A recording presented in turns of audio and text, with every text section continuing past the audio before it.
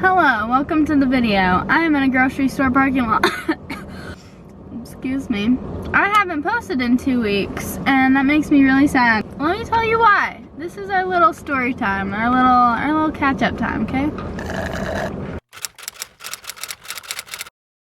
Last week I was in the hospital for 6 days. It was a little bit scary. I thought I had COVID, so let me tell you this whole story.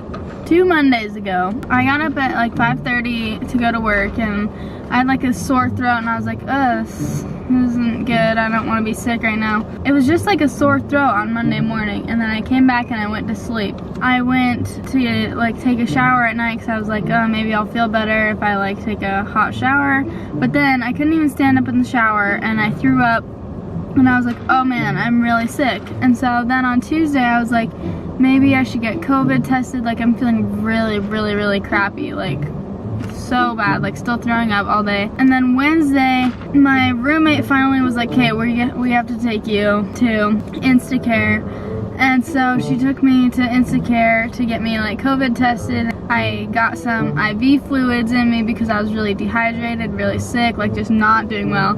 I couldn't walk by myself, like I had to be wheelchaired into Instacare by my roommate. I should have gone to the hospital like way earlier because I was in bed all day, Monday, Tuesday, and Wednesday because I was so sick and couldn't move. So we went to Instacare on Wednesday. They're testing me for COVID, testing me for strep throat, and I was like, okay, cool.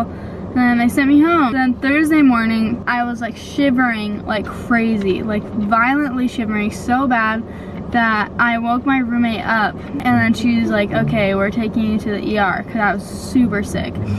And so we went to the ER, and then they admitted me into the hospital later that day because they're like, hey, you can't go home, you're not doing well. I was there for 6 days. I had IVs in both arms, like seriously, I have like a little scar like here and a little scar here from where they were, like literally both arms, IVs through them with various substances that I needed.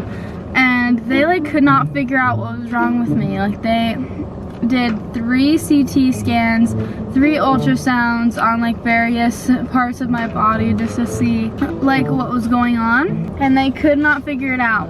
But then finally they're like, hey, there's bacteria growing in your blood. So basically I could have died if I didn't go to the hospital, which is really scary. What ended up happening was that I had this sore throat, and the bacteria from the sore throat got into my bloodstream and into my lungs and stuff. So now I have pneumonia, and I had sepsis, which is what made me so sick in the first place. I am on antibiotics now, and my mom came to Utah to take care of me.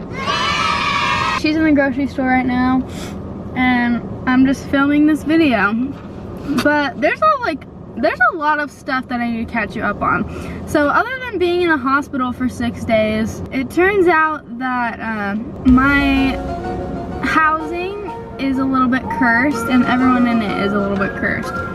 At the beginning of the month, I guess it was the end of August, there was flash floods really bad, like all throughout St. George, like super scary floods, and there's a lot of damage done to the basement of our apartment building. Luckily, I don't live in the basement, but the poor boys that we're friends with who do live in the basement had to sleep upstairs for a couple nights. Now they're staying in a hotel because they have to redo like the entire basement, like all the drywall down there. So they can't even stay in the place they're paying rent for, which sucks. So that's the first thing. The second thing is that there was a bunch of drama and some people got evicted, and that was a little bit chaotic. They had to call the police because there was some harassment going on, but I'm not going to go much further into that. There was a gas leak in our apartment, and we all had to evacuate it, but I missed out on that. I was in the hospital during the gas leak, so I wasn't really affected by that, but everyone had to evacuate our building. They had to call the fire department, and then like our washing machines broke, and they had to turn our water off for a couple hours one day. There's just a lot of things going wrong at Dixie Cove right now. And also, 2 people that live in my building have tested positive for coronavirus. My roommate was in contact with them while I was in the hospital, But since my mom came down to like take care of me, I've been staying at a house with my mom. And I haven't been in the building or in contact with anyone who got it. My roommate got a call though, and they were like, you've been in contact with this person who has COVID. You need to quarantine for 2 weeks and tell your roommate she can't come back until October 3rd. So now my mom is leaving on Thursday, and I have to stay with family friends that live down here that I just met like a couple days ago. I mean, like, I'm excited. I like these people, but it's just been kind of crazy. Like, I haven't been to my apartment in like 2 weeks as it is because of my mom and my hospital visit. By the time I like get back to my apartment on October 3rd, I will not have like stayed there for like a good 4 weeks, which sucks. But like, it is what it is. It is what it is. It's just a little crazy. It's been nice having my mom down here.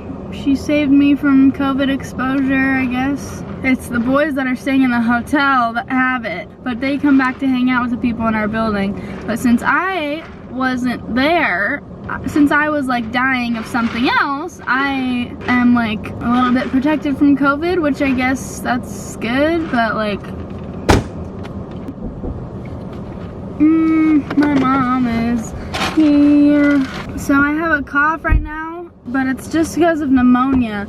I don't have COVID. My COVID test came back negative, but I feel like a criminal when I'm in public because I'm like coughing. But I'm not contagious. Sourdough. I'm just telling them about like the Dixie Cove curse and the hospitalization and things like that. The hospitalization was a little scary. I was in there for a long time. It was annoying because the nurses kept coming in the middle of the night to like check my blood pressure and my oxygen, take my blood from me at 6 o'clock in the morning every single morning to do blood tests. There was that, but there was also the fact that I had oxygen tubes in my nose for about 3 of those 6 days. And it made my nose all hurty and stuff. And I had bloody noses. Are you laughing at my word hurty? Yeah. And I usually never get bloody noses, so that was different. That was a little bit of an experience. Also, I've never had oxygen tubes in my nose before, and it was kind of uncomfortable, but I literally couldn't breathe on my own very well. That made me sad. Yeah. I'm really behind on my schoolwork now, but it's okay. I'm not too stressed about it. I was behind on schoolwork most of high school, so I'll be okay. I haven't vlogged in so long. This is really nice. I'm gonna have a nice little chat with them right now.